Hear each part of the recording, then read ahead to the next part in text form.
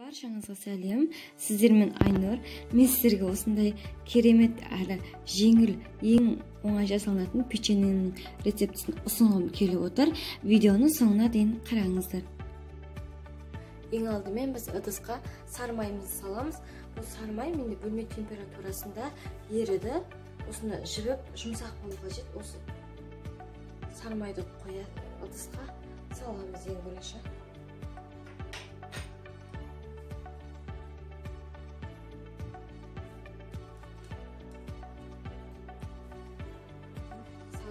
Енді оның үстіне жұмыртқа қосамыз.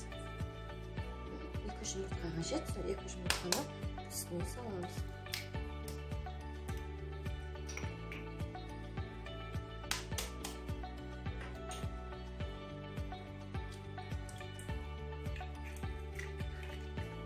Салып, енді оның үстіне қант қосамыз.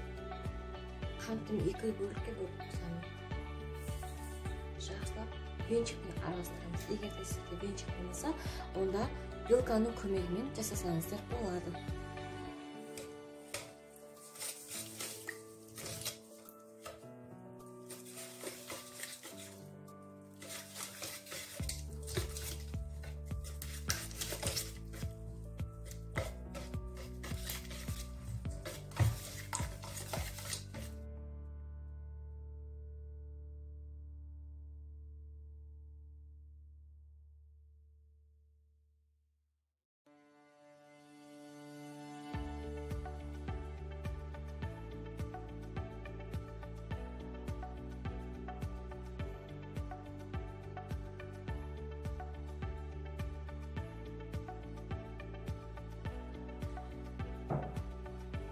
Біз араластырып болдым. Енді оның үстіне біз орех қосамыз. Менде бұл орех кәдімгі арахис, ал егер де сіздерде ол болмаса, кәдімгі болмаса өз қалауыңызша грецкий орех немесе изюм қосуға болады өз қалауыңызша. Егер жаңғақты ұнатпасаңыз, онда қоспауға да болады. Қазір бұл жаңғақты қосып, жақсылап тағы да венчикпен араластырамыз.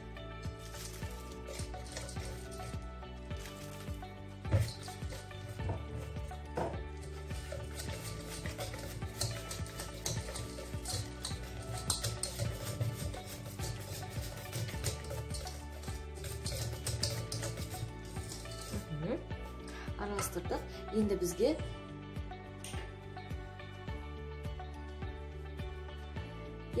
какао, қопсытқыш және онды үшеуін бірге араластырып қосамыз. Үшеуі де електен өткізілген болу қажет. Қопсытқышты қосамыз алдымен онға.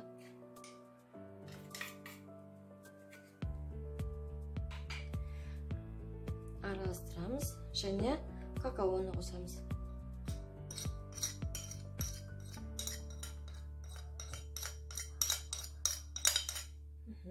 Енді үшеуінде жақсылап осылай араластырасыздар. Сосын барып біз жұмыртқалы массамызға қосатын боламыз.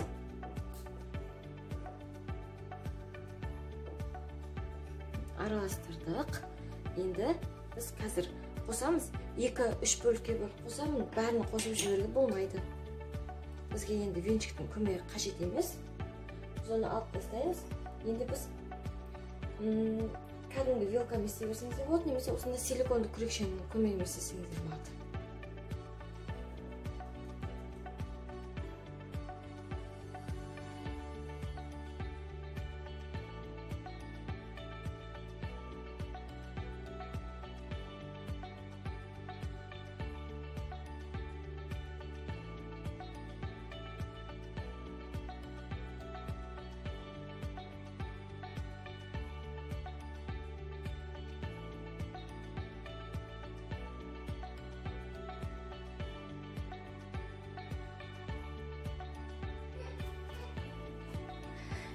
Менде міне осындай қамыр шықты, қарасаңыздар. Жұмсақ, әрі күшті болып шығады. Мен шамамен 10 минутқа қойып қойдым. Сіздер де 10 минутқа қойып қойыңыздар, сонда тестамыз жақсы шығады. Енді біз тестамызды аламыз. Енді жаямыз. Жайып печеньенің формасына келтіреміз.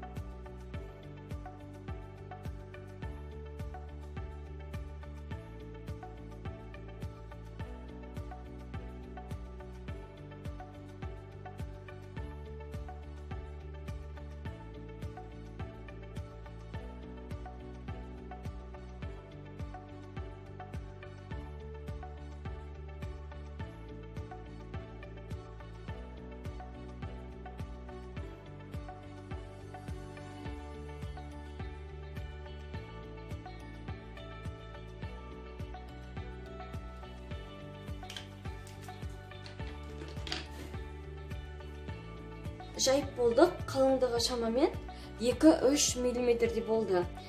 Міне қолға жазбайды біздің тестамыз, себебі құрамында бізде сары май бар, сондықтан қолға жазбайды. Енді міне осындай форманы аламыз. Осындай форма егерде жоқ болса, сіздерде бір қандай да бір стаканды алып, дөңгелек стаканды алып, соның пішінімен келтірсеңіздер, немесе кәдімгі 4 бұрыш қылып кессеңіздер.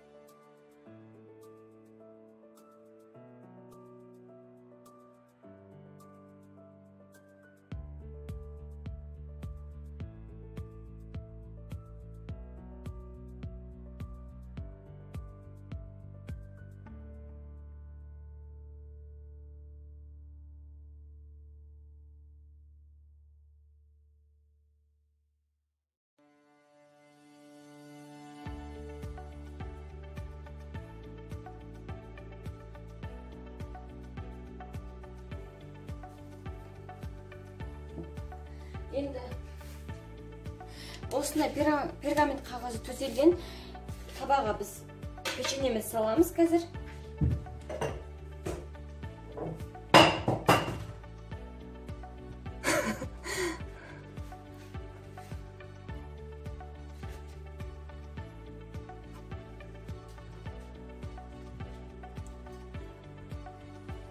Міне мен кесіп болдым.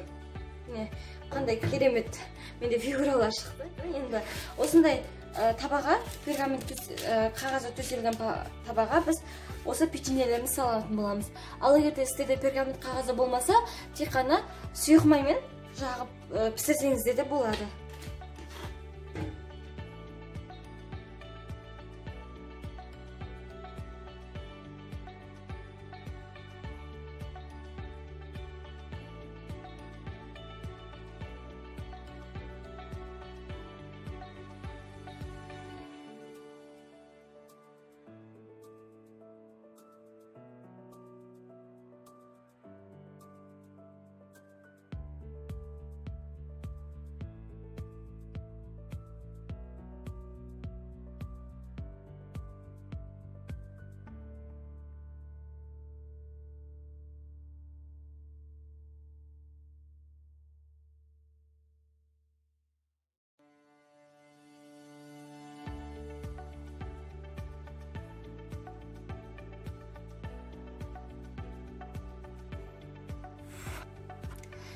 Міне бізде осындай қамыр артылды. Енді бұны біз қайтадан жайып, печенье жасайтын боламыз.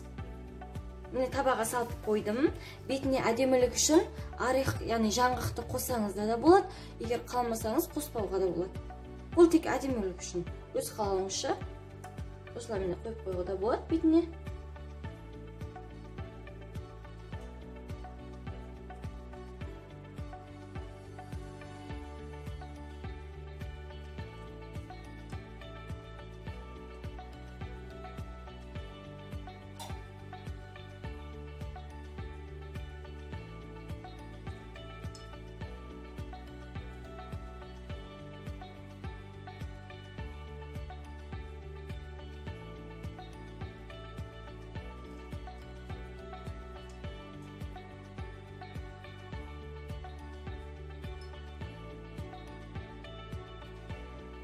Міне мен салып болдым. Мен қалғанына қойған жоқпын. Тек міне гүл тәрізді печенье ғана салдым. Енді қызып тұрған пеште шамамен 10 минуттай пісіріп аламыз. Пешімізді 170-180 градуста қыздырып аламыз. Мен пеште 10 минуттай пісіріп алдым. Қазір біз осындай таяқшамен ортасын көретін боламыз. Міне көрдіңіздер ме? Осындай құрғақ болу қажет. Сонда ол пісті деген сөз. Қазір ол ыстық. Қазір суығанша біз осында күтеміз. Суымайынша біз табадан босатпаймыз. Мен міне 10 минуттай пісірдім. Әрі міне толықтай суыды. Қарасаңыздар сіздерге міне ортасында көрсеттім міне кесіп. Керемет болып шықты. Шынымен өте дәмді. Әрі ең оңай жолмен жасалынады. бетіне қант ұнтағын сеуіп дастарханға ұсынсаңыздар да болады. Ал егер қант ұнтағын сеппесеңіздер, солаймен дастарханға қойсаңыздар да өте керемет болып шығады. Барлықтарыңызға жасап көруге кеңес беремін. Менің арнама тіркеліп, лайк басуды ұмытпаңыздар.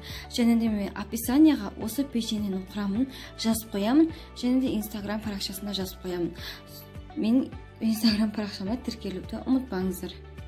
Видеоны соңына дейін қарағандарыңызға көп рахмет.